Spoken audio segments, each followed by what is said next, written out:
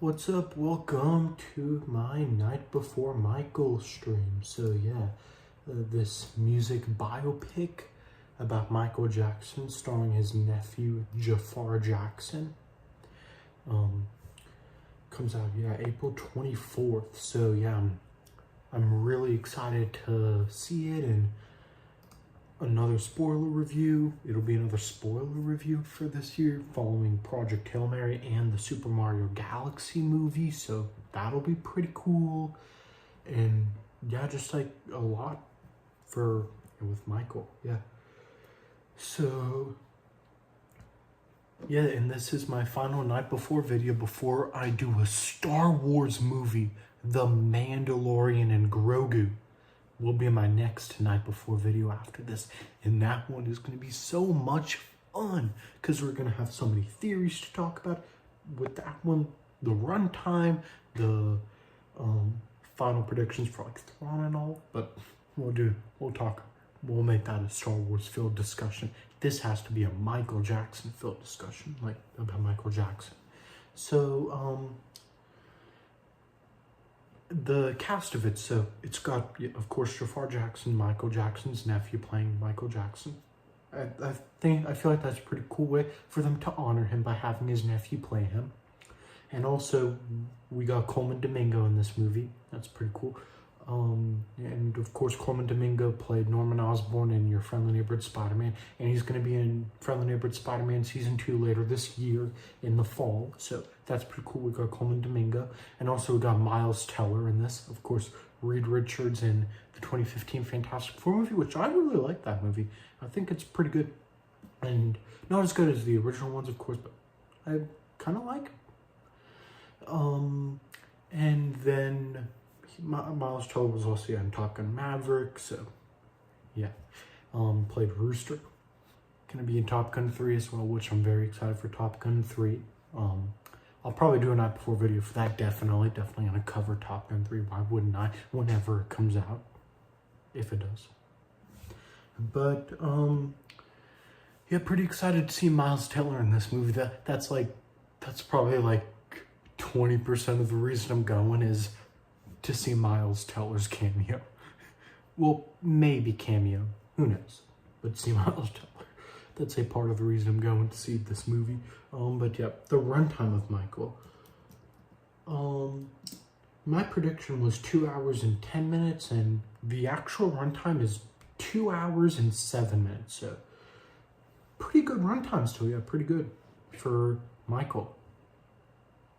A little shorter than what I predicted, the 2 hours and 10 minutes that I predicted, but still a good runtime, like enough to fill out like Michael Jackson's origins, his and like his story and how he became so famous, and also have Miles Teller in there and Colman Domingo, and yeah. And my prediction for how much Michael is going to make it by the end of its run is 800 million to 1.5 billion. I think Michael will be one of the, maybe even the highest grossing music biopic of all time. Yeah, and there are tons of music biopics, and like I like quite a few of them, like Bob Marley, One Love with Kingsley Ben-Adir. I loved that. Like I was hooked on in it. Like I was like, it's been quite a while since I've seen it, and I have to go give it a rewatch, of course. But yeah, it's pretty good. I like it. And then Bob Dylan, A Complete Unknown with Timothy Chalamet. Love that. I think it's great. Like Timothy Chalamet did great. And it's like 2.5 hour movie, but I'm like hooked into it because it's like Timothy Chalamet, and I'm like, cool, I'll take Timothy Chalamet. Yeah. And then Springsteen, Deliver Me From Nowhere, which was the most recent one, with Jeremy Allen White playing Bruce Springsteen, who is going to be playing Rada in The Mandalorian and Grogu next month. Springsteen, Deliver Me From Nowhere, I was like, this is great. I'll take Jeremy Allen White. And when I was watching that, I'll be like, I'll also take Jeremy Allen White and the Mandalorian Grogu as Rada, like next month when he plays Rada the Hutt. That's gonna be pretty cool. We're gonna be getting a ton of Jeremy Allen White and the Mandalorian Grogu probably, because he's probably gonna be, because based on like the first 15 minutes that people saw at CinemaCon, Rada's apparently gonna be captured by a rival crime syndicate to the Hutts, probably Crimson Dawn. Hopefully, maybe that's how we get Han and Chewie in the movie with the Millennium Falcon, since the Smuggler's Run, Mandalorian Grogu, themed version of it takes place just off screen of the events of the movie. So the way we can get Han and Chewie, of course, in the Millennium Falcon, in the Mandalorian and Grogu, is Crimson Dawn. If like Kira's in it, it can be the first, like for the first Star Wars movie in like 6.5 years, they got to go like pretty big. So that could be a way they go big, is Crimson Dawn, like having Rada captured, and maybe they're based out of Bespin. That would be pretty cool, and it like connects to this whole thing with the Empire, with the Imperial Remnant. That'd be pretty cool. Yeah, and that's how we get like Alden Ehrenreich to come back as Han Solo. And also, if Crimson Dawn is in the Mandalorian and Grogu, it would kind of connect to Maul Shadow Lord, which ends a few weeks before on May 4th, on May the 4th. So, yeah, because, of course, Maul was the former leader of Crimson Dawn. Well, leader because Dryden Voss was the, like, public leader who reported to Maul. And then, of course, Kira then reported to Maul. And then Kira became the main leader of Crimson Dawn and War of the Bounty Hunters and Crimson Reign. So, yeah, so that means we'd be seeing Kira as the leader of Crimson Dawn in the Mandalorian and Grogu. So it would then have connections to Maul Shadow Lord, which could, like, kind of like, it would tie into Maul Shadow Lord, and then Maul Shadow Lord Season 2, we can have Dryden Voss in Maul Shadow Lord Season 2. I mean, probably at the end of Season 1 as like, him being Maul's next target to reform his crime syndicate, his like the Shadow Collective.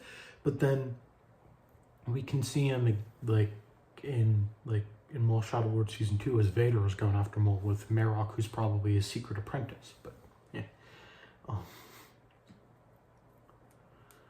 yeah, Michael, I'm really excited for Michael. Like, I think Michael's going to be great. Not as hyped as I am for the Mandalorian and Grogu, but I'm still pretty excited for Michael. And yeah, the tickets for the Mandalorian and Grogu went on sale like last week, and I've seen the final trailer and I loved it. The final trailer for the Mandalorian and Grogu, and also tickets. I haven't gotten tickets yet, but I'm gonna go see it definitely. Probably within the first week. Yeah. But, yeah. And yeah, Michael, like, what I'm most excited about with Michael is, like, it's not this, like, huge event movie where you need to go in knowing a lot. It's just like a calm movie where you can go in and watch it and just, like, relax, sit back, like, enjoy it without like having a lot of knowledge, because it's not like a sci-fi movie like Project Hail Mary was, or like an animated movie setting up this big like Super Smash Bros movie, which Super Mario Galaxy was, or like this big sci-fi movie also like The Mandalorian and Grogu, or like Star Wars movies, or like a big superhero movie with like DC or Marvel. It's just like a chill movie. Just you go in and you watch it and you just enjoy it for what it is. That's what I like about music biopics. Yeah. So that's what I'm most excited for when it comes to Michael. And also Jafar Jackson, he, in an interview promoting Michael, he said there's a chance that there could be Michael Part 2.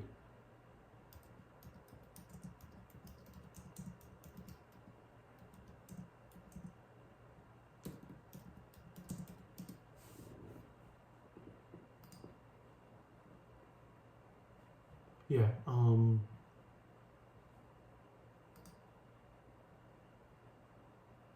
yeah, he said like there's a chance that there could be like a Michael part 2.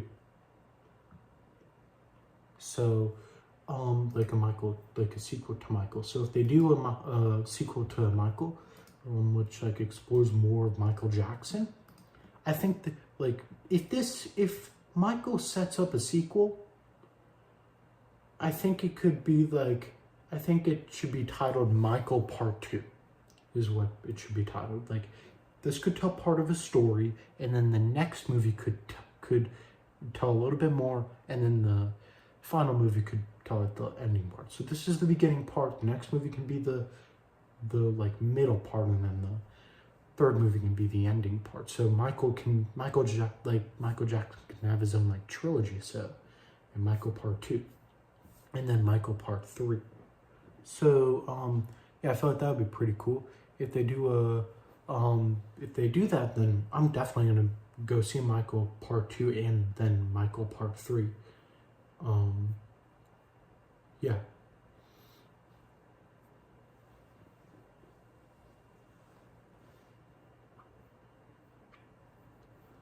But yeah, honestly, yeah, I'm like really excited for like Michael and like the how it could like show Michael Jackson, because Michael Jackson was he had some great music, yeah.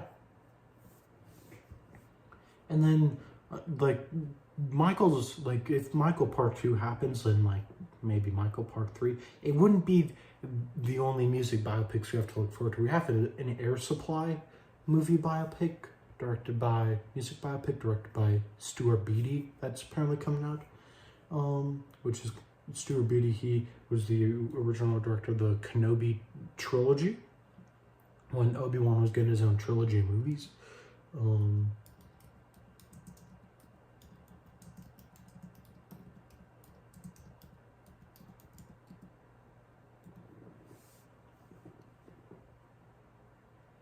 Yeah, he's still doing it. It's called All Out of Love, the Air Supply story. So yeah, I'll definitely go and like support Stuart Beattie's like work, since he didn't get to do his Kenobi trilogy. But yeah, my guess is that'll be coming out in like a few years as well. The Air Supply biopic. So we'd have plenty of music biopics to look forward to. 2 more Michael Jackson movies maybe, and an Air Supply movie. So that would be 3 music biopics to look forward to within the coming years. Probably we'd probably have to wait the soonest maybe like 2 years, like, because the Air Supply movie, maybe the Air Supply movie could come out next year. So if that happens, okay, I'll go watch it. But then the next Michael movie, if they do Michael Part 2, my guess for that is at the earliest 2028. Yeah, I think 2028 sounds reasonable. Like every 2 years they do new Michael Jackson movie for this trilogy. So 2028 for Michael Part 2, and then 2030 for Michael Part 3.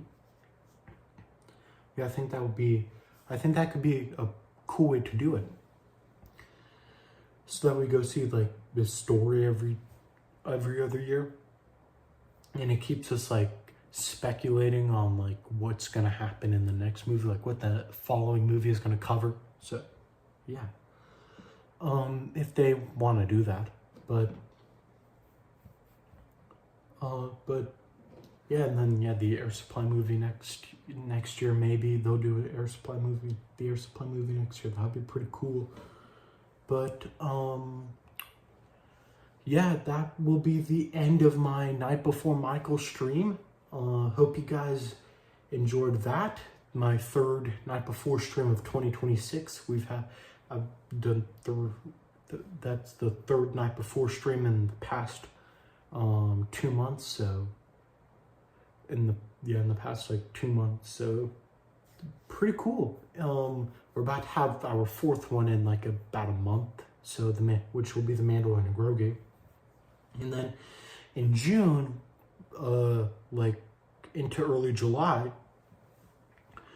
a night before stream basically like every week, because like we've got Masters of the Universe on June 5th, Disclosure Day on June 12th, Toy Story 5 June 19th, Supergirl June 26th, and then Young Washington on July 3rd. And then a few weeks after that, Spider-Man Brand New Day on July 31st. And then a few month break after that, which I'm pretty excited for. And then which will lead us into September 25th, Avengers Endgame re-release, which is going to be pretty cool.